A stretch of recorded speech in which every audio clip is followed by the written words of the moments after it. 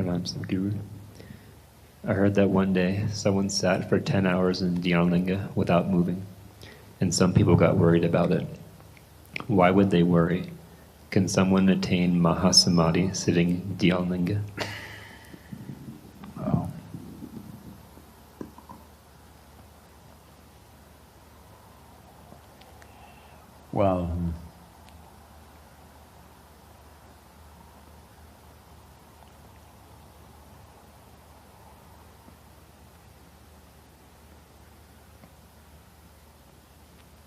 Well, in some moments I have said this, but because these videos have gone out, now everybody may know about this. At some moments I have said, if you make this mistake of sitting with me for one moment really, then this is the last cycle of life for you. What this means is,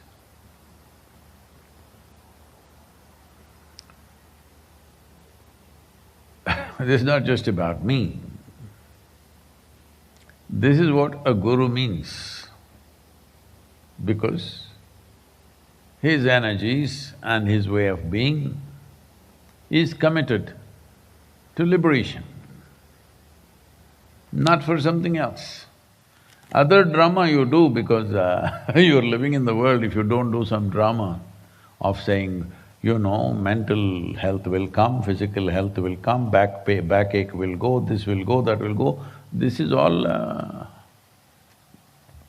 important for somebody who has a backache. Backache is the most important thing. When you have a backache, if I talk about ultimate liberation, you're not going to listen to me. So we talk about that. It's like if you have a little child, to make him eat, you do all kinds of tricks. Hello? Yes or no? All kinds of tricks. You should see the Indian mothers doing tricks and tricks to make their children eat. So, this is just like that, leave those things. The important thing is to move towards liberation. What is liberation? If I lock you up in that room and declare, see, you're liberated, will it work for you? Hello? No. Only if I let you out, you're liberated, isn't it? Right now, do one thing. Do what you want, shake yourself whichever way you want. Let me see, just spill out of your body just for 10 seconds and go back. Hello? Can you?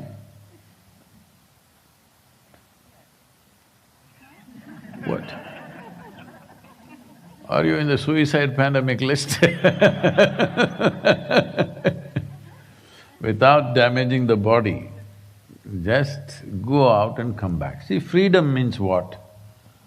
I may live in that room, but when I want, I may lock it from inside. But when I want, I can open the door, go out and come back. This is freedom. You're a free person. You're locked in that room, it doesn't matter from inside or outside, but you cannot open it. Is that freedom? Hello? No.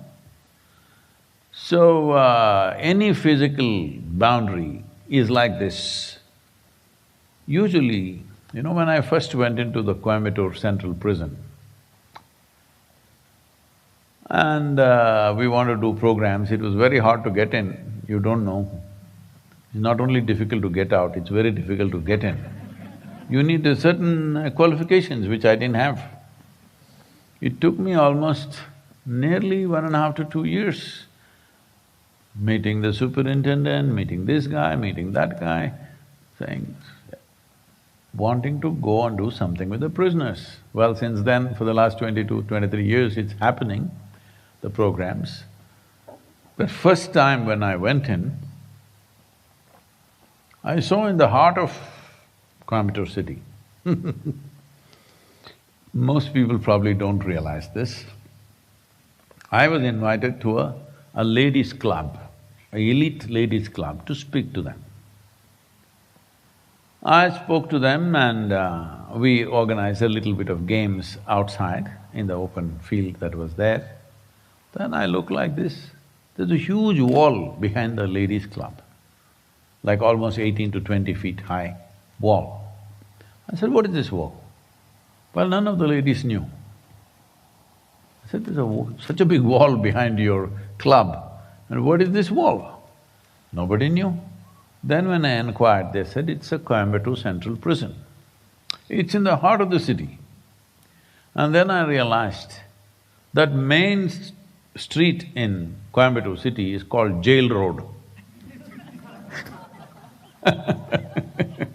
It's not way to the jail, it goes by the jail. Then I said, I thought, who could be inside? Let's go and see. But it was not that simple. It took me over nearly 2 years, I think, 1.5 to 2 years, to enter the prison. When I went inside, the Coimbatore Central Prison has a history of over 136 years on that day, I'm saying, when I went. And it's a large space, maybe more than 150 acres inside the city. Massive rain trees. I looked at these trees, wow, if I want a tree like this in the ashram, I have to wait 50 years, 100 years. Here it is, massive trees, huge space, everything spick and span, basic of course, but clean, like that. And everything is in order. You know, it's taken me years in the yoga center and in our programs, leave your shoes properly, come on time. Everybody must be there for lunch at 10 o'clock. Why can't I come at 10:05? Can we make… Some people requesting me, putting applications, written applications saying, why can't we make the meal 10:30? If you make it 10:30, they will anyway come at 10:40. 10 o'clock. See, people who are serving the meal, the incredible thing is in the yoga center in India and here also now, in the last 20… whatever number of years, what is it? Some 25, 26 years, every day meal is served exactly at 10 o'clock in the morning and 7 in the evening. Not one day have the kitchen people made anybody wait for 2 minutes. When people who are preparing the meal are doing it on time, the idiots who eat it, they must be on time, isn't it? There is a challenge in preparing the meal for so many people every day on time, but they're doing it. But these people are requisitioning me, can we come at 10:40, can we come at 10:45? If you fix whatever time, anyway they will come 5–10 minutes late, that is their problem. But in the prison, bang on, everything, on the dot. Food is on time, doors open on time, doors close on time, lights go off on time. I thought, this is a fantastic place. If you want to do sadhana, it's a great place and these massive trees, particularly the trees, I dreamed under these trees, wow, if I want a tree like this in the ashram, it'll take 100 years to get this tree growing like this. But here in the prison, it's like this. So I'm saying, prison is a wonderful place, but the only problem is you cannot open the door at your will. That's a prison, isn't it? Everything else may be fantastic. Food may be better, it may come on time, things may happen, they're even opening doors for you. But you cannot open the door and go out. That's a prison, isn't it? The premises and the garden is way bigger than your home, I'm sure. But you cannot open the door. So any physical space, however beautiful it is, if you cannot go out at will, that's considered a prison. Right now, shake yourself and get out, let me see. This is also a physical space. So once you become conscious that you're something more than a body, the longing to go beyond that is a natural process. Then you begin to experience the physical body as an imprisonment. So Dhyanalinga is like a living guru, full on. Only thing is, he doesn't eat and walk. We made him like that so that it's easy to maintain him. Otherwise, just feeding such a big guy would be a lot of work. So if somebody sits there 10 hours unmoving, not by intent, they went there only for 15–20 minutes, they thought they will sit, but they sat down, didn't realize time. You do not realize time only when you don't have a sense of body. So you went to sleep, you don't know time, isn't it? 5 hours, 6 hours, whatever number of hours just passed away, like that. Why? Because you're not conscious of your body. Now you're sitting. Sadhguru, you already reached 6:30. Both my legs are saying that. My back is also saying, so it is confirmed, Sadhguru, it's 1 hour is up. If you did not have a body, I could make you sit here for 10,000 years. What's the problem? Hello? Isn't it? So if somebody is sitting for 10 hours unmoving, obviously no sense of body. Once somebody has become that loose inside, he may find the door. It'll be wonderful for him, but not good for me. Hello? So my soldiers go to disturb his meditation and his spiritual process.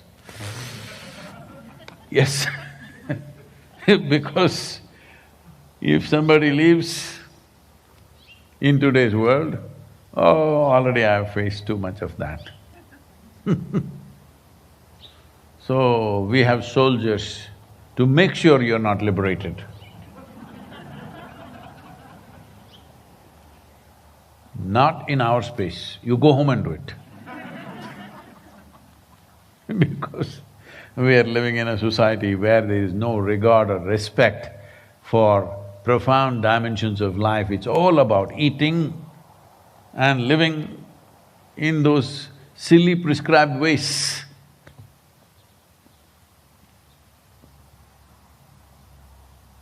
People think, somebody decided not to marry, they think that's very unnatural. See, I'm asking you, do you believe whatever creation made you, do you believe it made you as a complete life, this one? Hello? It's a complete life?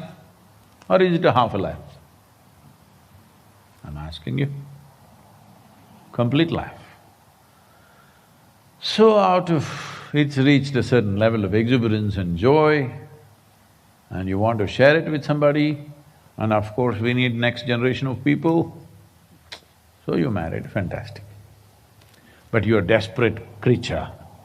You think without another person you cannot live. You're a parasite. Hello?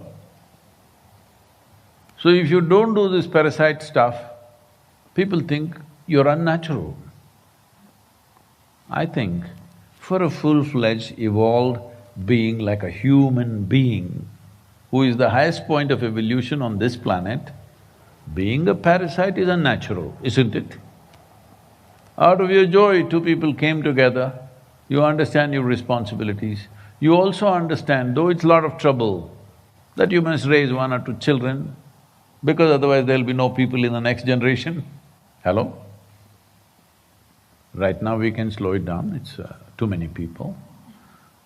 But I'm saying, it is not out of compulsion that one should come together. Out of responsibility, one can come together, isn't it? So like this, everybody is going on declaring everything unnatural, so that all subtler aspects of life will disappear. So, this man who sits in the Dhyanalinga, I was not there on that day, I came to know about it, they called me wherever I was. And then I said, okay, go disturb him. What a terrible thing to do. All your life you work with people because you want them to attain. But if they attain in your premises, it's too much trouble, so you go and disturb them. This is the plight of a 21st century guru. Don't choose this profession, it's